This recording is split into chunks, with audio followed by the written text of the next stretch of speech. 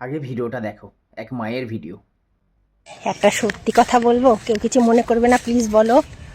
কাজের বাড়ি থেকে যদি কোনো তরকারি বা সবজি, মাছ মাংস ডিম যাই বলো না কেন, যদি বাসি হয়ে যায়, যদি বলে এলে ফেলে দেগা, এটা আমাদের ছেলেপিলে খাবে না, কাল থেকে খেয়ে খেয়ে ওদের মুখ বন্ধ হয়ে গেছে, তখন আমার গাটা কেমন করে ওঠে।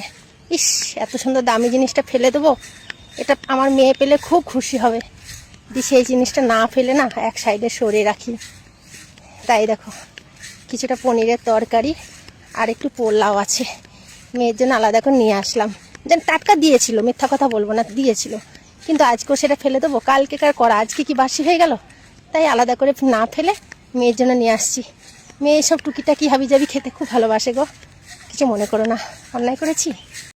না মা, তুমি কোনো ভুল কাজ করনি। এই পৃথিবীতে অনেক মানুষ আছে যাদের প্রতিনিয়ত খাবার বেশি হয়।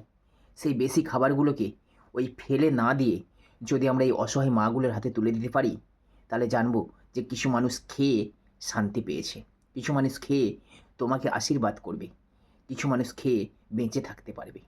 এই চিন্তা ভাবনাটা মাথায় আনো। প্রতিনিয়ত অনেক খাবার কিন্তু অনেক মানুষেরই বাড়িতে বেশি হয়, আর সেই খাবারগুলোকে আমরা টেনে ফেলে দিই পরের দিনে, কিন্তু অনাহারে অনেক মানুষেরই দিন কাটে। এইটা একটু বোঝার চেষ্টা করো প্লিজ। এইসব অসহায় মায়ের হাতে খাবারগুলো তুলে দিলে তারা শান্তিতে খেয়ে বেঁচে থাকতে পারবে। আর কিছু বলার নেই আমার এই ভিডিও দেখার পরে।